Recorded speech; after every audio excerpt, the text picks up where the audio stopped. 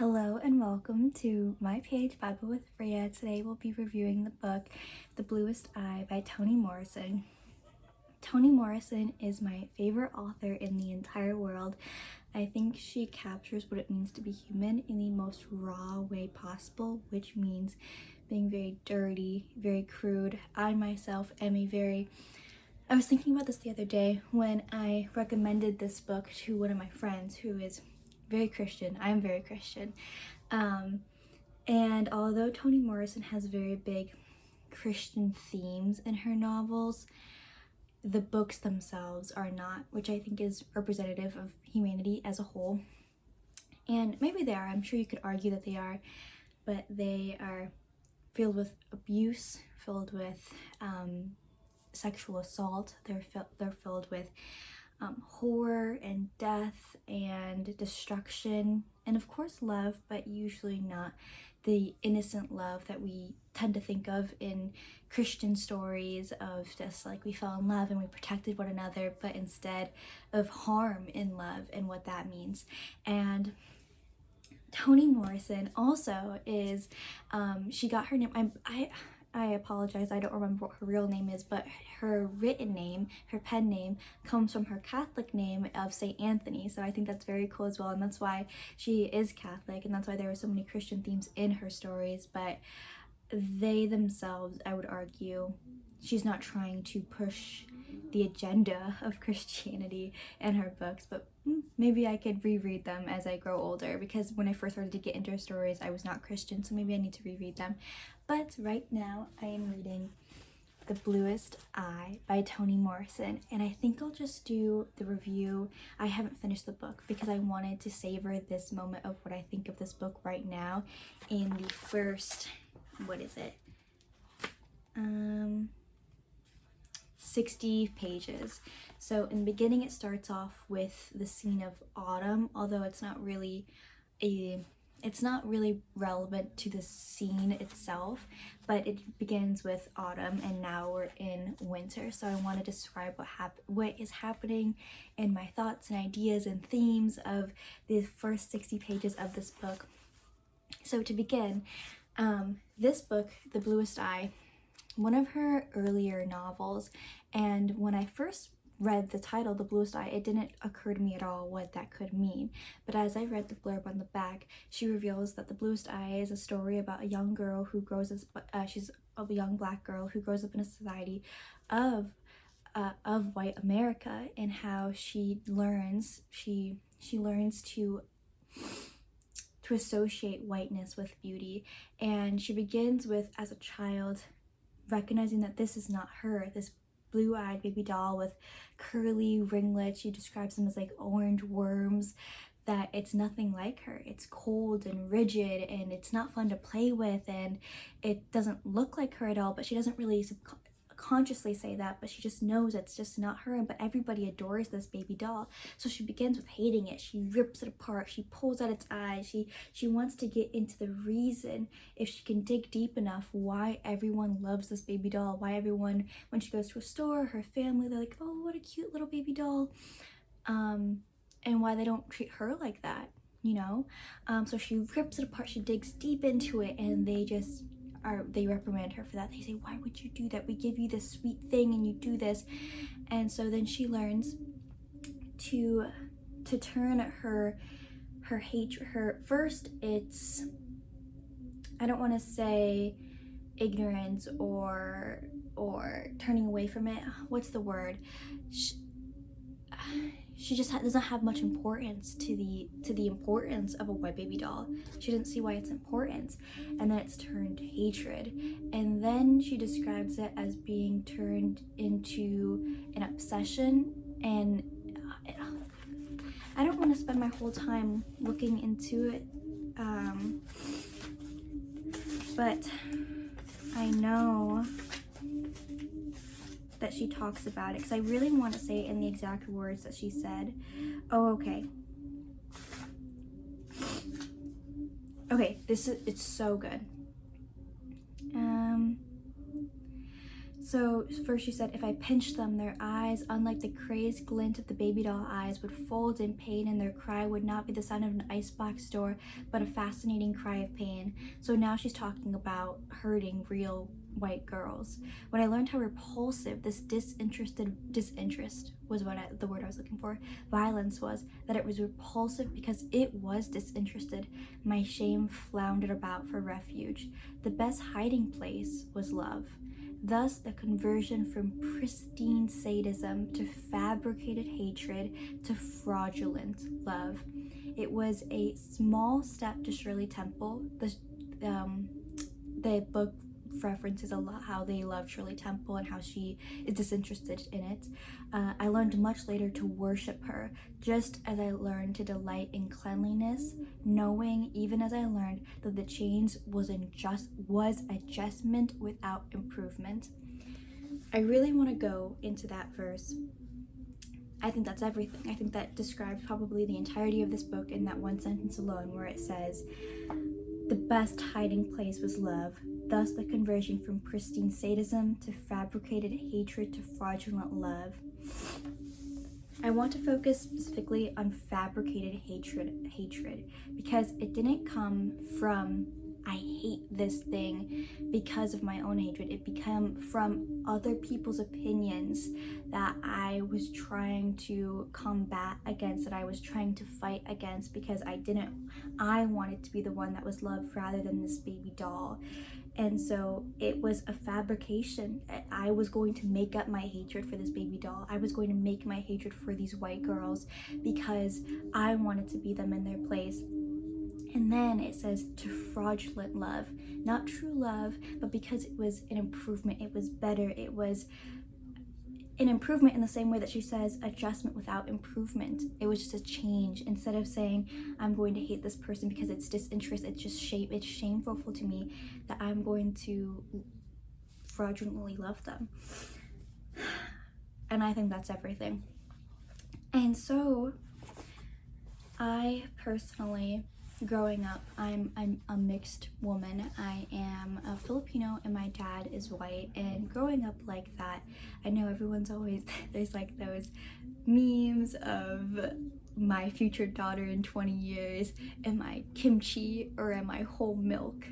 And people just make jokes about that, about like when you're mixed, you don't really know where you fit into society, where you say like, oh, I'm too much of this, I'm too much of that, no one really accepts me into their circles. I personally never felt like that, but it was prevalent in my own heart, in my own mind, because growing up in Chicago, there were tons of other kids that were brown. I probably grew up in a class that was more brown, a school that was more brown, and there were probably equal amounts of white and brown children. But I noticed though, in the movies or the Sephora ads, the mall ads, they were always beautiful white women. And it's different when it's their peers that are the same as you versus something that you're meant to idolize, something that you're meant to gawk at and buy from. And you know that at a young age. You know that like, oh my goodness, like this person's on the stage, this person's on the screen, like what does that mean? Is that they're better, they're bigger, and seeing that they had very slim noses was something that I really caught on to at a young age, where I really wanted that. I wanted like that slim European nose. And even already my nose is fine. My nose is fine. But at a young age, I really caught on to that. And especially I love my dad very much, but having a dad that was racist, actively racist, and would demean other races, and even he would say like, I can't be racist because I have a brown wife and brown children, but you can still be by the way that you talk about other people and the way that you think lesser of them because of their race. Even if my dad would say, no, like I have tons of people in my life that are this color that I love, I hear him talk about people that he sees on the street and calling them these words. I hear him talk about how other cultures are not advanced because of what they are, and you really internalize that a lot. And so I relate a lot. The main character in this book is called Piccola Breedlove, and as of right now, she talks about the shame in knowing that she was ugly. Not that not that there's something about being a child and knowing that you're ugly and the responsibility of that. She says that the people in her family took on this ugliness in different ways. Her mother would take it on as a part of her character, like a prop, that she was like the matriarch of the family, that she was going to use this ugliness and she was going to use it to defend her place in society, that she was the matriarch of this family, that she was going to be strong, and you know, all those things that ugliness typically occurs within media of mothers, that it takes away their strength, or it gives them strength, or things like that. And then she says for her brother, that her brother would be cruel to others, use it as a way to kind of scare others, and he also runs away a lot. Maybe that means but that's a different thing. But Pecola, she thinks of it as an embarrassment, that if only she were maybe pretty, then her family would say, oh, we can't be fighting like this in front of Pecola with her pretty eyes. We can't be acting like this in front of Pecola. We have to do better for Pecola. She thinks it's an embarrassment to not only herself, but to the people around her to be ugly. And I think this really relates to me I really relate to this in one of the scenes of Pecola when she is walking to go get candy from the candy man. It's 3 pennies for 3 candies, or 9 candies, and she's just staring at the floor, and the author doesn't say she's just staring at the floor in shame, but the author highlights that Pecola is only looking at the sidewalk, the Y in the sidewalk, the sprouting dandelions, things like that, that she's just going on about. She's not talking about the blue sky, she's not talking about the buildings around her, she's just highlighting the things that she loves, about the things that she thinks that she finds beauty in. She says that, I don't know why people don't like the weeds, and they call them weeds. I think they're beautiful. The crack in the Y on the sidewalk, she finds that to be very familiar. And you see this theme arising, that she is only looking at the floor. And I remember being a child, one time my dad said to me, look up, there's nothing interesting on the floor. And I, being a very avid reader, I love to read, I was thinking, like, Dad, like there's so, I went into like this whole poetic speech in my head, like, Dad, there's so much beauty in the floor and the minuscule details of things. But it was because I was very ashamed of looking up into the world, and I wanted to look down because I felt very ashamed of being ugly. And I know now I've come to peace with what I look like. I like how I look. I think I look very nice. But as a young girl, I was very bullied for my looks. People would, just like Pecola, actually. In the book, she knows when her peers would try to get a rise out of one another and say, Tommy likes Pecola, Tommy likes Pecola. And the same thing happened to me, where they would go and dare each other to ask me out. And that was, and you know, as a kid, you know when kids are being mean to you, and you take that with you. And so I remember being very ashamed and looking down at the ground. And I remember one time that we were out at the mall, and I was like, my eyes were filling up with tears having to look around these stores, because I was so embarrassed of having to show my face to the world and having my face be put in front of them. And I think those are very big emotions for a little girl to have. I must have been about 11 to 12 years old when I was having those thoughts. That's probably when it first started to really culminate. I think shortly after that is when I started to wear makeup as well.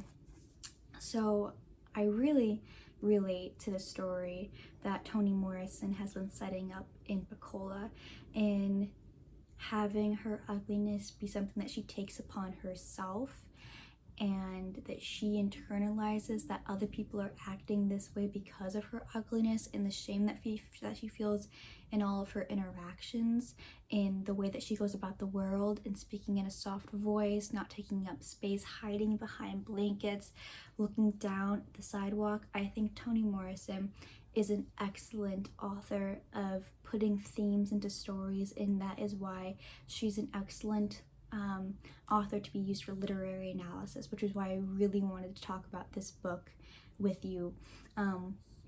Of course, I'm also relating to this book and sharing my own stories and my own ideas into it, but that's like, I just had to, because no one else has written this book with me. I wanted to share it with the world. I can't share this.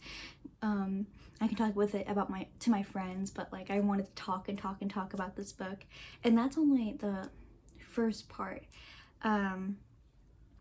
So I suppose what I've told you so far is that we have Pecola and her family. They're very abusive, very fighting, extremely abusive.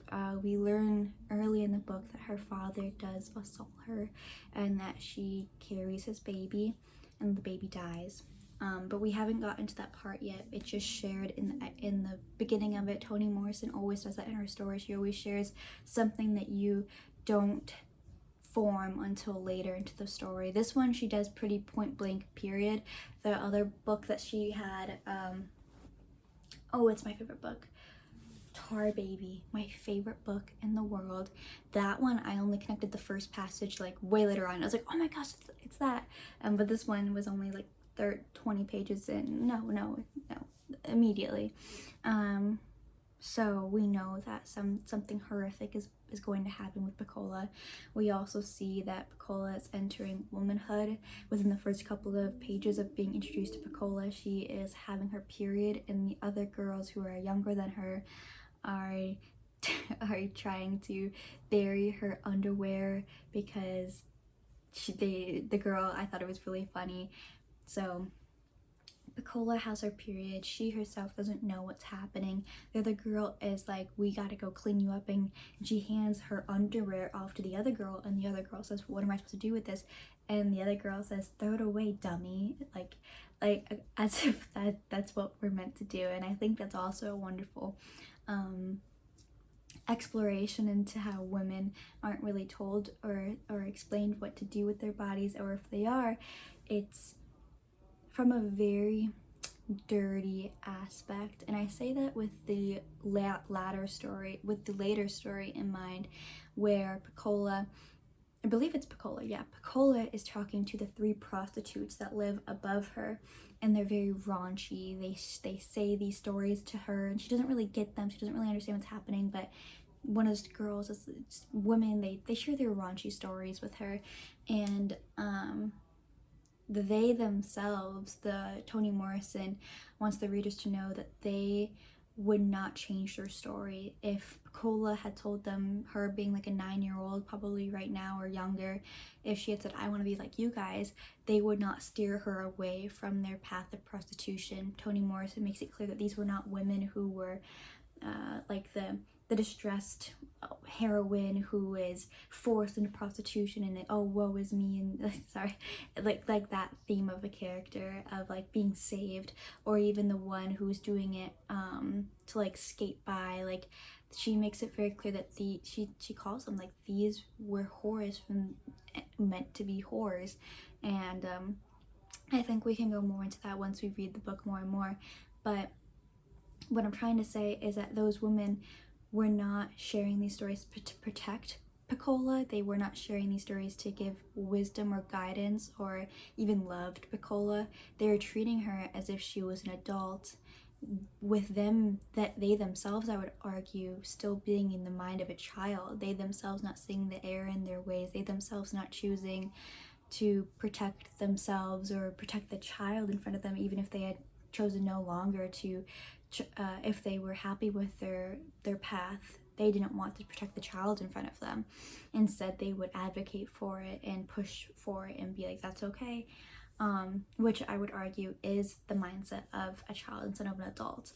And so, as I was saying before with the menstruation, how even if you are told about menstruation and what's going on, that it is still in the realm of not being fully informed, because the people around you are not fully informed. They're mistreating you, or they're not doing it correctly, or not protecting you or guiding you, and you're getting passed down these ideas that are tainted and are soiled and are meant to harm you, even if they themselves, the people passing it down, aren't harming you.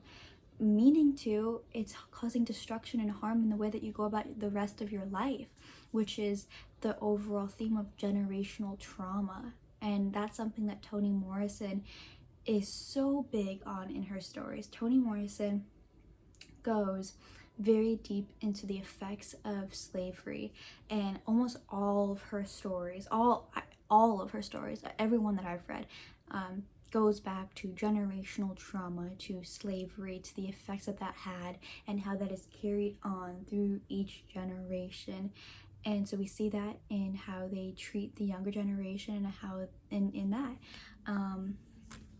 So I'm very excited. I think another theme that Toni Morrison does very well is the use of songs, or especially in the beginning of each little chapter is this little verse that says, "Here's the family, mother, father, Dick and Jane. They live in the green and white house. They are ever..."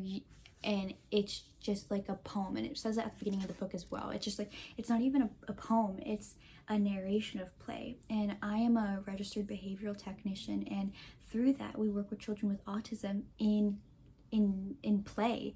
We try to get them to know more about the world, to know more, to focus on their gross motor skills, their fine motor skills, their gross motor skills, their understanding of social cues, of polite niceties, and all these different things in all the different ways. And we do that through play. We do that and through counting and coloring and everything that you know about the world.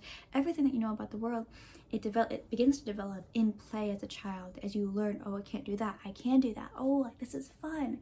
And so I think that's so interesting that I see this so as so interesting, because Piccola is narrating play in something that does not relate to her. And so of course there's going to be that disconnect already. She's saying, this is Jane, and Jane lives in this house, and this is her happy mother, this is her happy father. And that's something that you would do as a teacher, or as I am as an RBT, without consciously knowing. You're just narrating based off your own ideas, your own life. And this child, though, is very different from that. This child does not have a happy mother. This child does not have a happy father. They don't have a dog that goes bow wow. They don't have two parents that kiss, that love each other. They don't live in a nice house. And so already the play that she's being exposed to, or even she herself is doing, is something that is alien to her experience as a young girl in this world, as a young human in this world, already putting on these ideas of forcing herself into indoctrination. I don't know the right word, of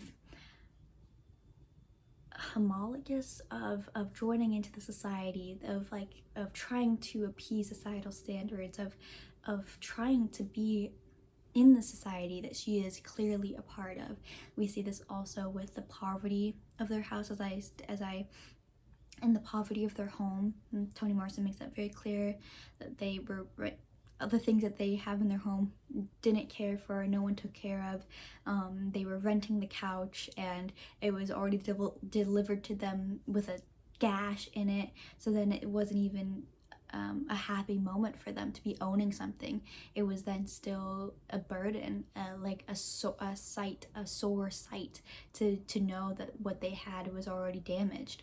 And so then that already goes into the poverty, the ugliness of the family, as Morrison clearly states, and of the difference of of the love between their parents. It was a very abusive family. And then also in the play that she describes, not in this specific thing, but earlier, she says, like, Jane has green eyes, Jimmy has blue eyes. And that, again, the societal standards of white America being forced into play, because people just adopt that as the normal when it's not, and how easy it is to adopt that. And I wanted to speak about that because I feel like I haven't really thought about these things, even though I was very aware of them when I was younger and when I was growing up. But now, as I am probably more acclimated to the world, I don't think about that. And I don't think about how hard it was for me, or how I could make that better for the next generation. It's just kind of like you for me, unfortunately just like I grew out of it, or maybe acclimated in a way that it was better for me to ignore it than face it. But so I really wanted to talk about that while I read this book, and how my thoughts about it grow as I continue to read forward. I'm only so far, and her books are all about this length, and they are all life-changing every single time. There's only like 200 pages in this, so I'll let you know as I get further into it, but this is just phenomenally written. Once again, perfect. Toni Morrison captures the humanity and the rawness and in the pursuit of life, of trying, of hope, in the evilness and the ugliness of the world. So that is my review, or my ideas of the book right now. I'm excited to share more about it as I read on, and thank you so much for joining. Bye.